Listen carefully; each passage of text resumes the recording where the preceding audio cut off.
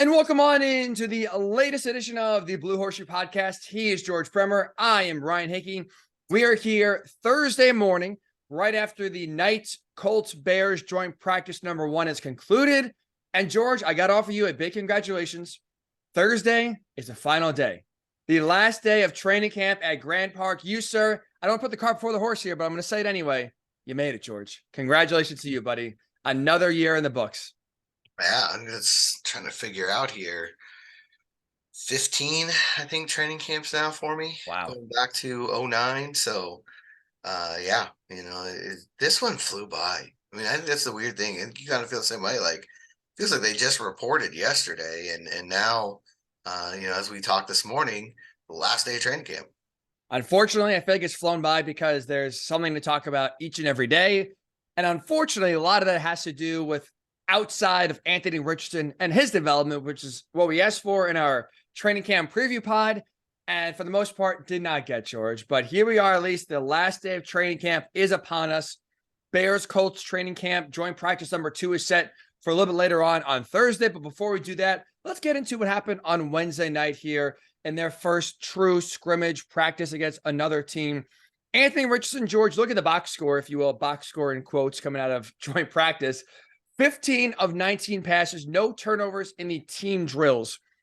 But you look at the numbers, that says, wow, great day from Anthony Richardson. You were there, you were able to provide context. You see 15 and 19, George. How would you actually, though, contextualize Anthony Richardson's play in team activities, or team drills, I should say, on Wednesday night?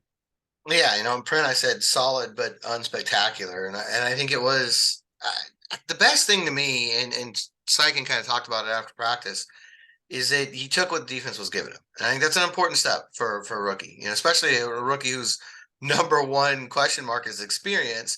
I think it's really easy. Matty Eberflus's defense, everybody understands it. Everybody here listening to this pod saw this defense for 4 years. You understand what they're trying to do. They're getting that hard shell. Don't let anything go over the top. Force the check down. And the idea is to frustrate the quarterback and get them to try to force something.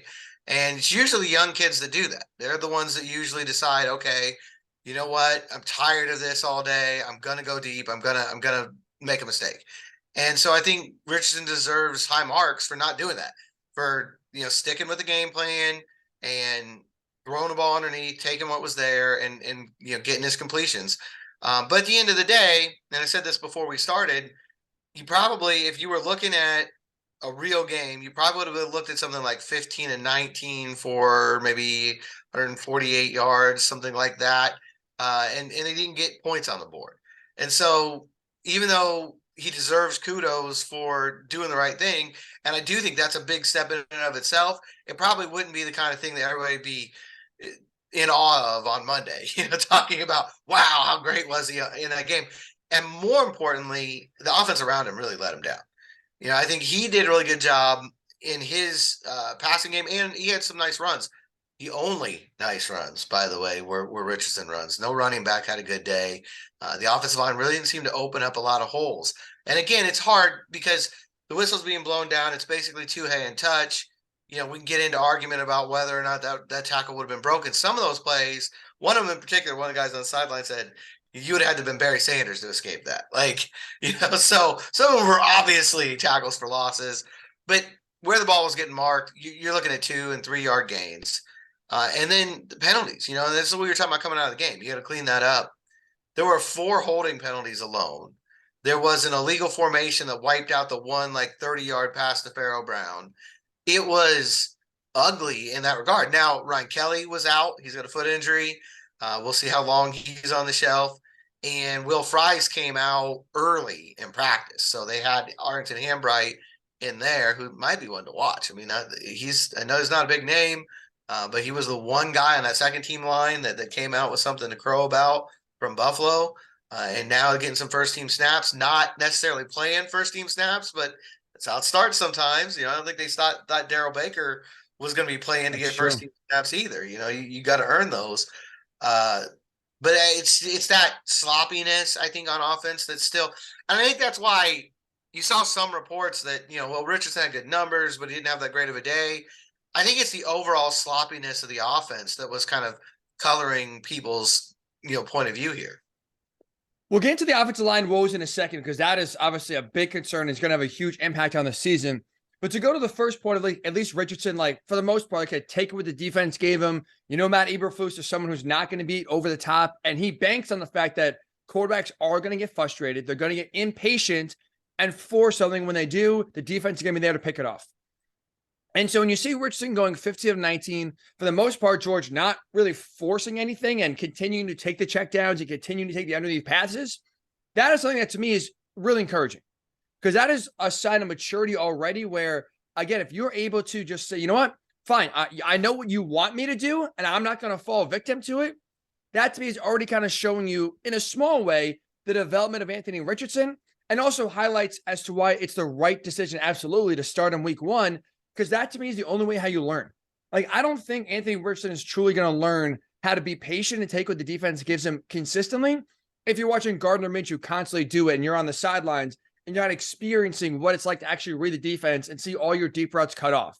And so the fact he was able to do that yesterday on Wednesday and continually, again, not force it or not feel like, you know what, screw it, I got to be Superman and make this insane throw. And even though he's double covered deep, I'm still going to make a play. I'm just going to make it happen. That I think is going to, again, in the long run, really help the Colts offense going forward here and help the development of Anthony Richardson when you can just take what the defense gives you, not try to do too much, and play within the offense. Then it's up to Shane Steichen. Then it's up to even your guys going forward throughout the year, make plays, draw something up to eventually break those deep passes. But I think as a first test, that to me is encouraging. We can talk about everything else being a mess. And like you mentioned before, if it's a real game, you're not putting up a lot of points. So that is concerning as well. But at least in that narrow window, if you will, that just specific in a bubble, in a vacuum area, that to me is definitely encouraging that he is someone that, again, at least when he's being tempted and baited to make a mistake, did not take the bait. I think that's really a good sign to see from a rookie. All right, let's get to it, George. We talked a little about it on Saturday, or I guess Sunday after the preseason game number 1 about it was up and down. I think the offensive line played a little better, the first string, especially in the final drive, but you kind of start early on getting stonewalled on some short runs and not getting any sort of momentum on the ground going. And it sounds like it was a complete disaster here in the first joint practice for the offensive line. You mentioned 2 starters out in Ryan Kelly and Will Fries, but I mean, I know it's kind of semantics a little bit, but numerous false starts, holding penalties, a few sacks where Anthony Richardson, if it's a real game, probably is not getting some passes off. Brutal day from the offensive line, George. Your concern level with their performance, again, mind you, 2 starters out, but you're still concern level with that offensive line coming out of Wednesday's joint practice is where? It's pretty high. And I think for a reason that we've talked about a lot, on the pod, because 2 starters were out, right? And depth was one of the things you're scared about. And you go out there the first time that the Ryan Kelly's not out there, and you got one of those anchor guys out, and it looked too much like last year. And there were 3 sacks, and you mentioned the sacks, 3 sacks, 4 holding penalties, stuffed runs all over the place. The only real broken runs were Richardson. Now, it's one of those things too, where you don't know. The only time that there was game environment was at the end of practice when they did a 4-minute drill and a 2-minute drill. The rest of the time, you're not moving the ball. You're just respotting it where you are. So maybe a defense is going to react differently to one of those Richardson runs, and you're able to bust something later. It's not apples to apples. You're not able to completely, but what we saw was concerning. And I think given the fact that the depth has been questioned from day one, and then the very first time they're out there and that depth is tested, it didn't look good. That to me is where the concern level lies. I don't think it's too early to panic. I'm with you in the fact that the concern level is high, not just because of obviously the importance of the offensive line and leading to the success or lack thereof from this Colts offense this year, but it's also too, we kind of talked to it a little bit after the first preseason game against the Bills. In preseason, for the most part, it's not as much scheme as it is basically almost 5 guys going one-on-one and all right, just win, beat your guy, get your job done. And the fact that the offensive line, when you have, even again yesterday and in the game on Saturday, Quentin Nelson, one of the highest paid guards in the NFL, Braden Smith, your anchor at right tackle. Like, these are guys that should be winning one-on-ones no matter what. And even a guy like Bernard Wyman, who is building and developing, that's someone that has the talent, and the Colts see a future with him at left tackle. It's like the fact that right now this offensive line is collectively as a whole struggling and getting pushed around. Like that, this is where they should be flourishing, if you will, at least holding their own bare minimum, George, is just when it's straight up mano a mano, talent versus talent, your guy versus my guy. The Colts are paying their offensive line, George, to win those battles 9 times out of 10, 8 out of 10. Just straight up, I'm going to out-talent you. I'm going to outman you. And already right now, when that's not the case, it's definitely not too early to get panicked, especially, again, when you have a rookie quarterback you're trying to break in. One of the ways to crush his confidence and kill this offense is by having him run for his life and get out of the rhythm of the offense, because each and every time he catches the ball and drops back, there's 1, 2, 3 guys in his face, or anytime he hands the ball off, whether it's Jonathan Taylor or whoever, you can stuff for a 2-yard loss. It's concerning. It is.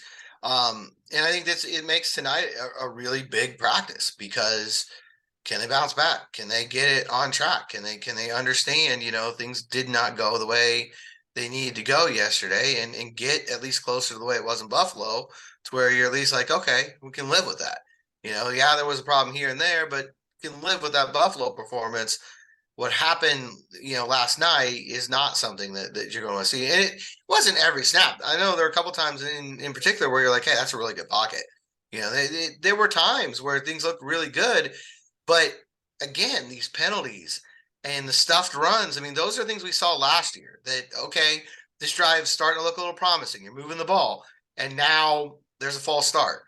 Now there's a hold, and now you're behind the sticks. And then, that leads to what you're just talking about earlier. Quarterback wanting to play hero ball. And now when you're playing a defense like Matt Eberflus and it's 2nd and 12, do I want to take the check down?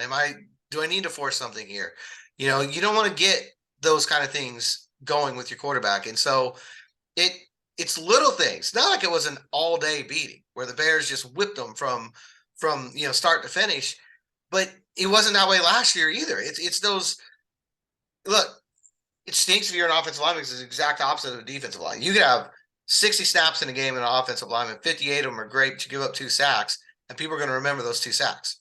Or you had 2 sacks and a hold in there, and those 3 bad reps were defensive linemen the other way. You have 58 snaps and 2 sacks, and you had a great day. And the other 56, you might not have, should have been on the field, but it doesn't matter. And that's the standard that the O-line is held to. So, I don't want people to get the wrong idea. It's not like they were on their back the whole day and it was just an absolute blood shedding. But when you have those penalties and the run's not going anywhere, you translate that to the game, and it looks like last year. You can't get any consistency going. The one time Richardson forced something was 7-on-7. The line wasn't even out there. And I think that was, talking with Shane afterwards. And we got Josh Downs after practice as well. And Downs was miscommunication, and Steichen said they just weren't on the same page. Watching it, listening to them, it seemed like a situation where Downs was going down the middle, and I think he read the defense properly and cut the route off. And Richardson was still taking the deep shot. He saw he going to go and take that shot, and so it ends up basically sailing right to a safety, and it looks really bad.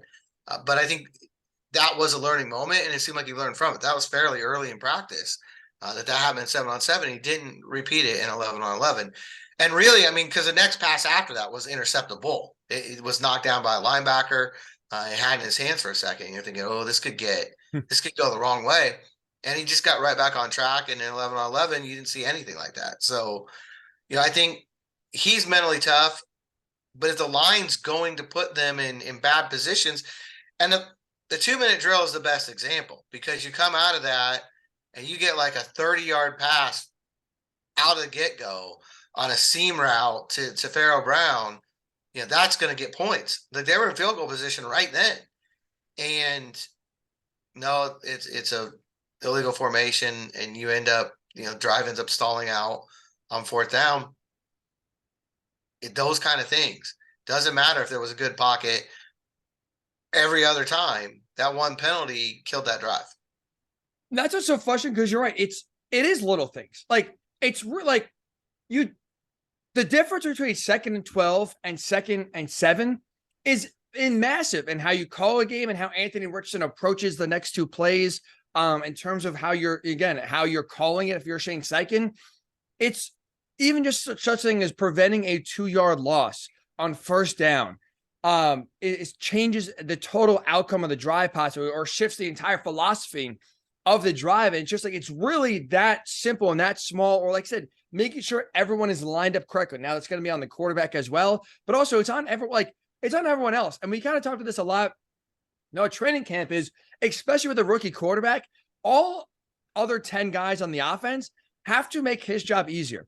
So you have to know if you're on the line or off the line. You have to know if you are lined up properly. Because like you said, something as stupid as your receiver being off the line when you should be on, or vice versa, or an offensive lineman maybe a little further back in his stance than he should be, he gets flagged for not being on the line of scrimmage, is a difference between maybe having a touchdown drive, bare minimum field goal drive on a 2-minute drill at the end of the half or the end of the game that could set the game in overtime or win the game, versus, as you mentioned, the 2-minute drill, it's stalled out at midfield and you get no points.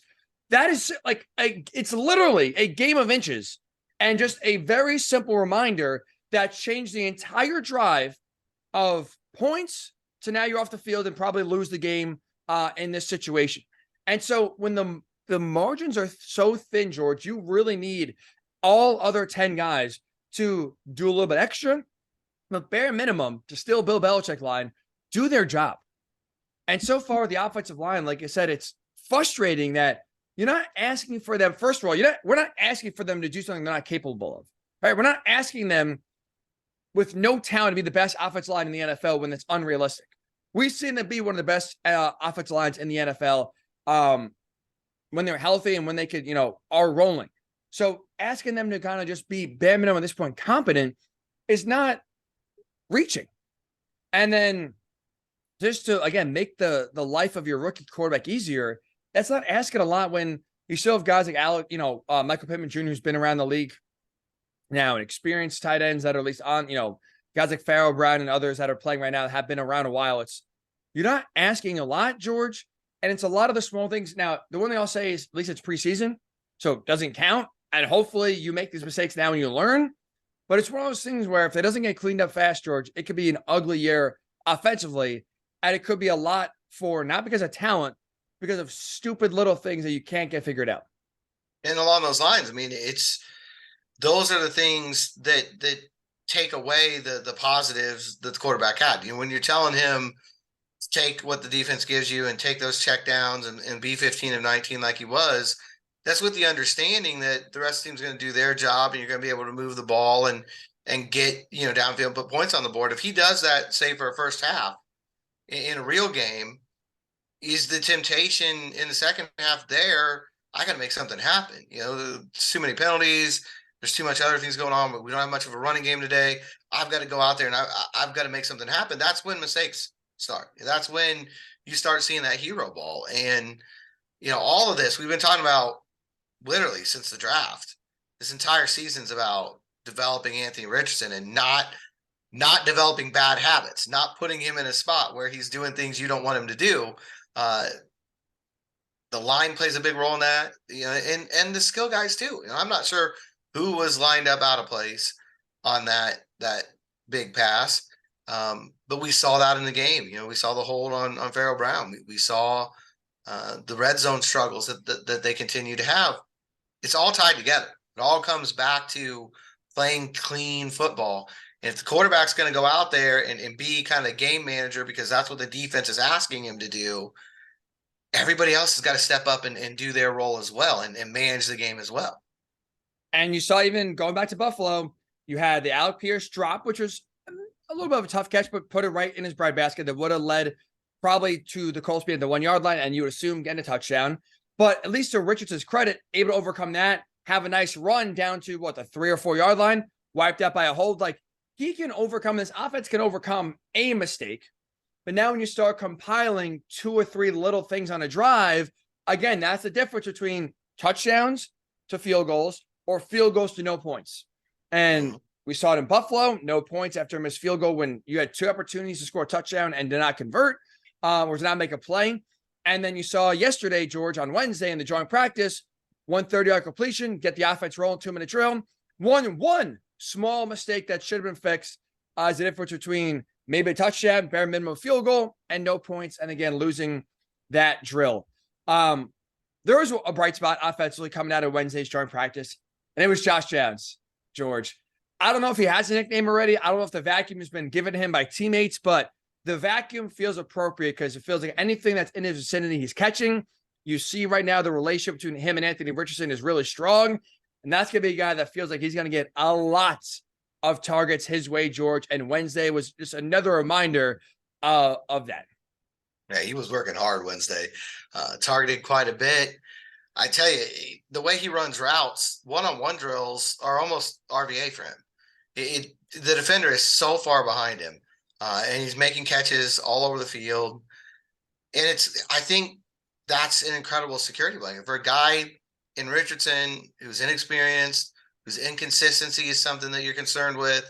To have a roommate who's out there running routes where he's supposed to be, when he's supposed to be there, catching everything in his radius and a few things even outside of that.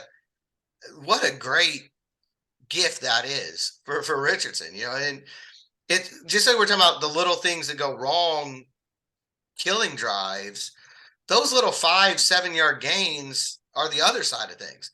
If you know that you've got Downs and you can count on him being where he needs to be, you can feel a lot more confident checking that deep ball to Pierce, seeing if it's there, checking where Pittman is, and then coming back to Downs and knowing, okay, I know he's going to be there, so it doesn't matter. It just opens up so much more for a young quarterback. We've been talking all along about what Jonathan Taylor can do for this offense and how he can open things up if he's able to get out there and play. Josh Downs isn't have that kind of impact, but it's a similar idea where if defenses are having to account for him and give extra attention to him, it's going to open things up on the outside, and it's going to give Richardson that confidence of, if nothing else, I'll go to number one and I'll move the chains. And I was going to say, if nothing else too, right, you hit Downs underneath 3, 4, 5 times in a game. Eventually, we talk about, the quarterback, like, taking his time and trying to be baited into a mistake, let's say, with Matt Eberflus's defense deep. You were in a game, George, you hit, like you said, Downs 3, 4, 5 times underneath, especially to start. That defense is going to come creeping up, and that's going to open up the pass game deep. And like I said, it's easy then, if you're Richardson, and take what the defense gives you. If you always have a guy in Downs, you feel it's open, you trust him, and he's catching everything. So it's one of those things we talk about, the difference for offensive line between 2nd and 12 and 2nd and 8, let's say, right? About a 2-yard gain or a 2-yard loss can truly change the shape of the drive. You're on first down, you throw a 7-yard check down. You're 2nd and 3, 2nd and 2, get a first down on first down. Again, you just help the confidence of your quarterback, and you make the life of Shane Steichen calling plays so much easier. It's a connection, George, that we're seeing build. Ironically or not, we're seeing Josh Downs these last 2 practices get a lot more reps with Anthony Richardson now that he's named the starter. It's going to be a really fun connection to watch this year. And it does seem like already in a short time, they've built a lot of chemistry. I think one thing I like about Downs too, he's just a rookie. He's generally the smallest guy on the field, but he's chippy. I mean, he talks about, every time they break the huddle, he'll kind of look at Anthony and say, "Hey, look for me." Just kind of remind him, let him know he's open. That reminds me a bit of Reggie Wayne. Reggie was like that when he was playing. But then even yesterday, during the practice, there were a lot of little scuffles. There weren't any fights, but a lot of little scuffles. And there's one that he's right in the middle of, and the guy's got probably 4 inches on him, and he's just pushing up under his chin, pushing the guy's helmet up. He's not going to back down from anything too. I think there's a fearlessness to him. There's a toughness to him. There's a lot to like about that rookie receiver. So Josh Downs is already channeling his inner Keyshawn Johnson, huh? Hey, give me the damn ball. Give me the damn ball. Throw me the damn ball. Don't you want your receiver to be that way, though? Like, don't you want the guy that's like, you know what? I am always open, and you can just throw it to me all day. 7-11, always open. Yeah, I'll tell you right now, that 1 on his jersey, I think, stands for first down. I mean, what it feels like right now. First down, parentheses S. I like it. There's a few nicknames here that could be working. That could be working for Josh. That's for sure. But that was definitely a positive sign coming out of joint practice number 1. Offensively, offensive line really struggling here. That's a concern. Defensively, George, I think we are starting to see a pattern already. Whether it's the preseason game on Saturday against Buffalo or coming out of the first joint practice on Wednesday. No surprise, but especially with a young secondary on the outside, especially, and even in the second, even in the safety position as well. This, George, feels like it's going to be a year where it's going to be a ball hawking secondary where you're going to get a lot of interceptions, a lot of tip passes, maybe a few pick sixes. But also, it feels like it could be a year where they do get burned a ton. You look at how what happened yesterday on the defensive side of the ball. You had Rodney Thomas, Nick Cross, Darius Rush, all with interceptions of Justin Fields. Darius Rush, pick 6. So maybe this guy's a nose for the end zone, George. And we talked about, joking that he already has that pick 6 from Buffalo on a mantle. Push it off to the side. It sounds like he could be stiff for the end zone once or twice. But for all those positives of forcing turnovers, also you had Rush and Flowers both burned deep for some big gains as well. It seems like, George, it's going to be an all or nothing secondary. Some nice interceptions, some quick turnovers. Also, maybe some 2-play, 80-yard drives because they're getting toasted over the top as well. Yeah, going back to Gus's most famous defense, this might be the Legion of Boom or Bust. It's just going to be up and down, and I think you're going to see really good days, really bad days, all in the same day.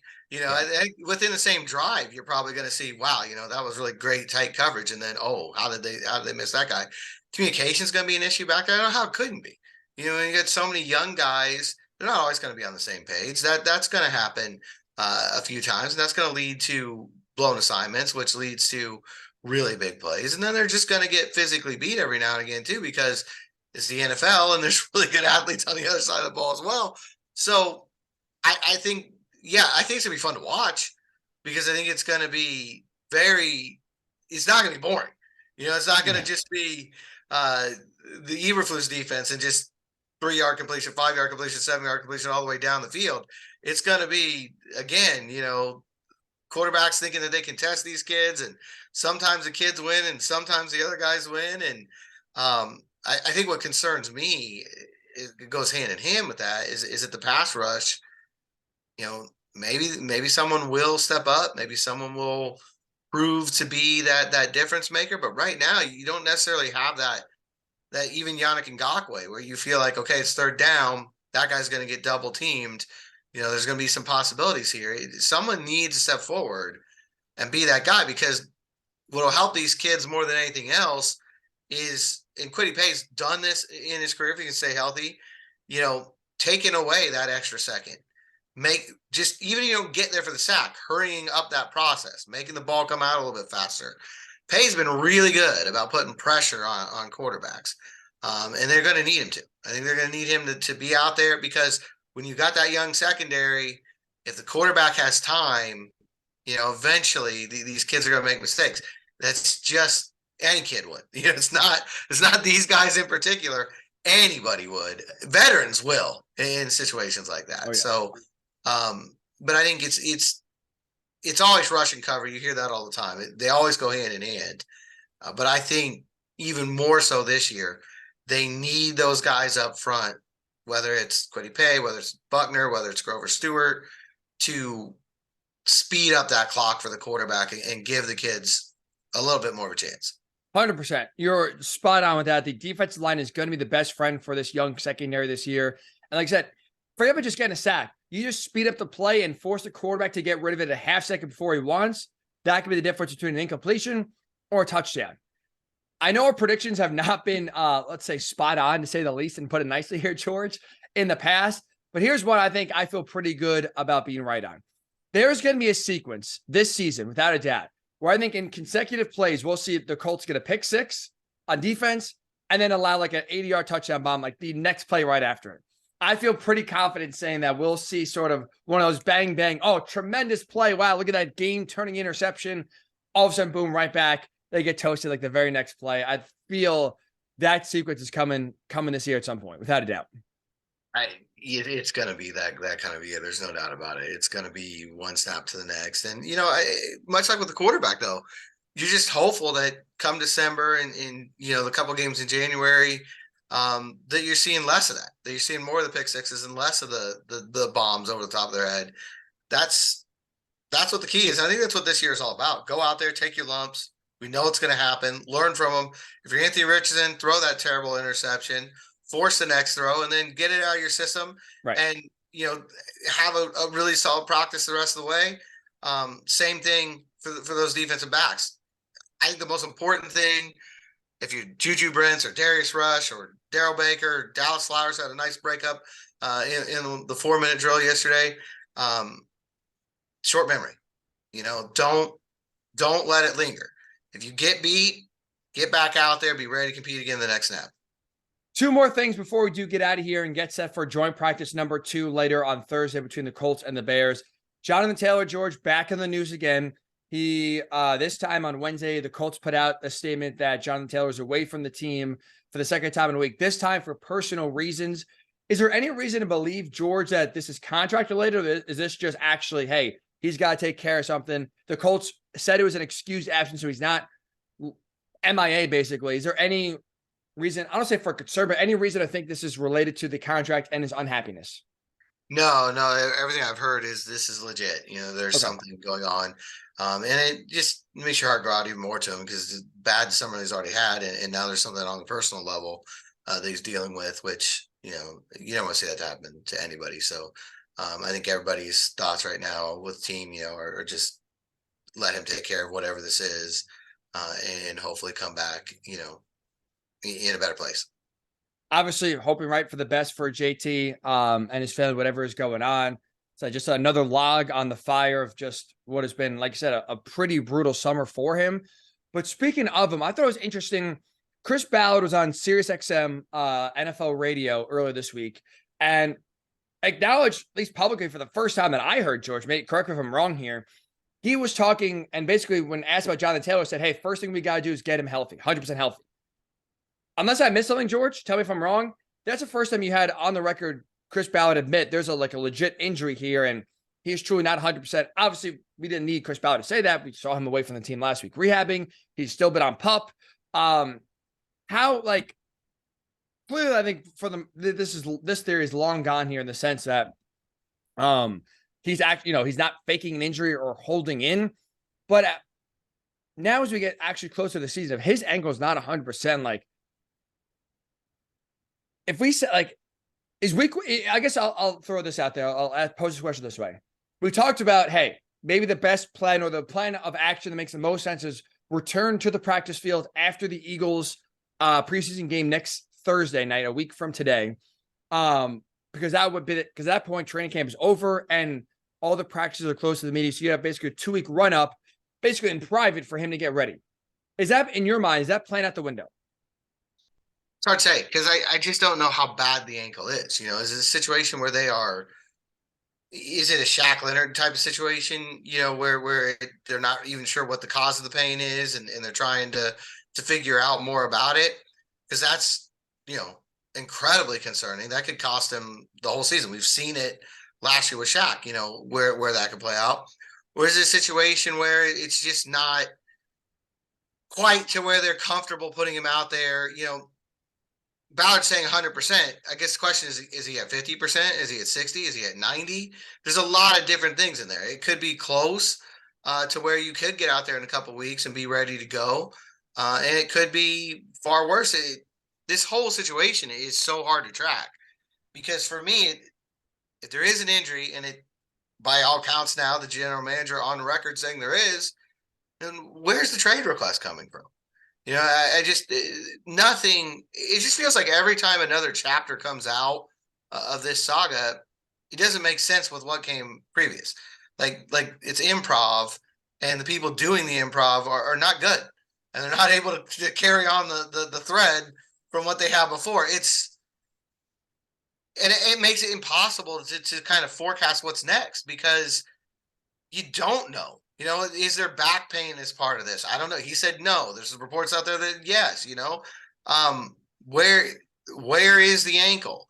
If the ankle's fine, why isn't he practicing? If it's not fine, why is he asking for a trade request? None of no one piece of information makes sense with anything else in this whole situation. I like the improv line. I think you're right. It's like they've gotten away from the plot already. This was supposed to be about one thing. Now we're told at another thing. How did we get here in the middle? I have no idea. But now it's like we're kind of grasping straws as we go. You're right. We have very little information. So it's very frustrating to kind of predict. I'm going to say one thing here. I'm trying to explain it. And you tell me if this logic sort of makes sense in the world we're living right now, that really not a lot of things make sense. I think I'm not confident saying this. I think it's more likely than not he's on the field week number 1 for the Colts. I would put like 55% chance he's there week 1 in a Colts uniform playing the game, which again is not high. I'm going to say slightly more likely than not. Here's why. So you had Chris Ballard, again, say 100% healthy. Jonathan Taylor, let's get him 100% healthy first. You had Stephen Holder of ESPN reporting that when Jonathan Taylor made his return back to the Colts, that one of the stipulations was he is not going to play until he's 100% healthy. We have no idea what the percent of healthy is, right? It could be at 50. It could be at 95. But when now you have multiple different people and sources reporting 100% health, I'm going to assume that you are pretty close, but that last little caveat allows Jonathan Taylor to still have some sort of power and or leverage to say, hey, I still don't feel all the way back. I'm going to still, hold out or sit out. And so I think when you're that close, now I would say, honestly, George, it's more about money than anything else. And so maybe this is the last little piece of leverage he has to at least bare minimum in 2023 get some sort of bump in pay and kind of maybe in a way try to hold the Colts' feet to the fire to get an extra $2 or $3 million for this season. He's not going to get traded. I'm with you. And I think he realized at this point, especially with an ankle injury that's looming into week number 1, his trade value already is very minimum. Now forget it. No team is trading for Jonathan Taylor with a bum ankle that you have no idea if he's going to be able to play or not, and the last year of his deal. So I'm going to believe and assume, because you heard the word 100% health multiple times, that he's closer to 100% than not. And now for me, like that last little caveat where he is still a little bit at least in control of the narrative has me believing this is still a little bit more about money than it is about an ankle injury that's not responding totally the way you want it to. So to your point, I still think the plan you threw out there in the most recent time, our last podcast on Tuesday, is what I'm going to believe. That a week from Thursday, the Colts are going to play the Eagles in the final preseason game. You're going to get back to practice probably Monday, Tuesday, maybe even Wednesday of the following week, and kind of have a week and a half, 2 weeks of game prep to get ready for the Jaguars. That's why I think he'll be back. But also, I think that's when the Colts will get back to the negotiating table and say, you know what, fine. We got to end the standstill. Training camp is over. Here's $2 million. We got $20 million of cap space anyway for this year that we're not going to use all of anyway. Here's $2-3 million. Let's make good on it. Let's get you back at the field and let's get 2023 rolling in the right direction. That's why still with very little information, George, I'm going to still kind of go down that path and believe it is still more likely than not that JT's on the field week 1 in a Colts uniform. I will say this, with not knowing the info and not knowing what's going on, I do think through no action of their own, the two sides now, their interests are starting to intersect again. They've been far apart. They're still far apart as far as negotiations and what they want. He still wants to trade. Ian Rappaport has reported that he still doesn't want to be here. The Colts still don't want to trade him, still don't want to give him an extension. But the reason that their interests are starting to come together is what we were talking about before, the ticking clock. As you start getting towards week 1 here, it's now in Jonathan Taylor's best interest to show he's healthy, to get out on the field, to play well, and to create a market. And it's definitely in the Colts' best interest to have him on the field. I don't think anybody realistically can argue otherwise throughout this entire thing. So I think even though the two sides have done nothing to bring themselves together, I think their interests are starting to intersect simply because the calendar is making it so. If we are right, and let's say there is a little bit of a pay bump in 2023, George, I think it's only fitting and only ironic that Jim Irsay rolls up the big bus and the photo shoot of JT signing the revised contract is on the RV. That has to be the ending, George, for this saga. There's no other way to do it. Fly him out to Washington. Let him sign the sign the contract with the whale. With the Orca. That works too. You know what? Either one I'm down for. Sign it with the Orca that Jim Irsay is paying $20 million to save. Hey, good for Jim. Save the Orcas. 100% down with that. Or sign it on the RV. Either way, one or the other has to happen. You cannot have a generic JT, if you want to call it an extension, revision to the contract, whatever it may be. That has to be how this standstill ends. But the latest turn of Jonathan Taylor being away from the team, it sounds like for multiple days, George. So tell me if I'm wrong. I would not expect it to be at joint practices on Thursday. Oh, absolutely not. I wouldn't expect him to be at joint practices on Thursday. At this point, I don't know that I expect him to be in Philadelphia next week. I mean, it just depends on what this is. You know, I don't know. Is it a quick situation? Is it a longer one? It certainly sounds like it's longer term. So we'll see. I think the most important thing for him, though, is that he's able to take care of this personal matter. And then he's able to get healthy. I mean, obviously, Chris Ballard mentioned that again. That's job number one right now. And I think, again, for the first time since this whole thing started, I think you are getting to a point where the interests of the two parties are aligned. Not because they negotiated anything, not because they brought it about, just because I think circumstances now have it where the best thing for both of them is for him to get healthy and go play football again. Last thing I want to bring up here, George, before we do get out of here, I really hope I didn't jinx it. I am definitely superstitious for sure. And so I'm now regretting my word choice at the beginning of the podcast saying, hey, congratulations, you made it through another training camp. Because you were mentioning before the podcast, George, that yesterday joint practices between the Bears and the Colts on Wednesday, I keep saying yesterday, I'm sorry, Wednesday, things got a little chippy. No fights, right? No punches were thrown that you saw. But you made it seem like maybe a storm is brewing. You could see the storm clouds on the horizon. So I am a little nervous that I may have jinxed you that all of a sudden now, Thursday, Grand Park, day number 2 of joint practices, I hope you're not in the middle of a melee here. I hope you don't get, the ricochets, if you will, or melee spills over to the sidelines. And all of a sudden now you're caught between the fence and 300-pound linemen shoving and punching each other. Maybe wear a helmet today, George. Not because you need it. I'm afraid I put the mush on you. I'm a little nervous that it could get ugly here in day number 2. I will stay as far out of the mix as humanly possible. That much I can guarantee. But yeah, it got chippy. They usually do. That's how these joint practices are. I think it's a powder keg out there anyway. Last night you have Bears fans there and Colts fans, and they're both screaming at the top of their lungs. And the teams were getting into it. They're going hard. Tony Brown wanted to throw some punches. There was a situation in special teams. He absolutely was willing. He was going over to the Bears sideline, picking a fight. Grover Stewart and DeForest Buckner kind of diffused that situation. But then after the special teams period, he went back after the player that he had an issue with. And Mike Mitchell literally grabbed him by the shoulder pads. It looked like Pee Wee football when the coach just comes out and grabs you and pulls you off the field. Otherwise, there would have been punches thrown. So we'll see. There was a moment there where Justin Fields got bumped a little bit. It wasn't major, but he got bumped a little bit and went to the ground. That caused one of the scuffles. If one of the quarterbacks gets hit just a little bit too hard, or even in the view of one of the players, it was a little bit too hard. Doesn't take much. It doesn't take much. Do you know how psychotic you have to be? Not to get in a fight, but to walk over to the opposing team's sideline by yourself and start running your mouth with 4, 5, 6 bear. Like it's a one-on-one, bare minimum 4 or 5. Do you know how psychotic, George, you got to be to do that? And in fairness, they were on the same sideline at that point. But the Colts were separated by a decent margin, and he went straight to the Bears. And about the time that you could see that it was going to be like 1-on-4 or 5, Grover Stewart just kind of walked down there like, guys, do we really want to do? Didn't say anything, just smiled like Grove does. And Buckner was right there beside him, and the Bears lost their taste for blood there at that point. I'm going to call up the Guardians really fast here. I think we got to have Jose Ramirez be your bodyguard, George. Just in case things get a little out of hand today. Jose, as a White Sox fan, Jose can handle his hands, man. We need George protected and make sure that bare minimum, if there's a few fights here, that you are unaffected. If there's a fight, I'm going to go hide behind 90. That's my And you know what?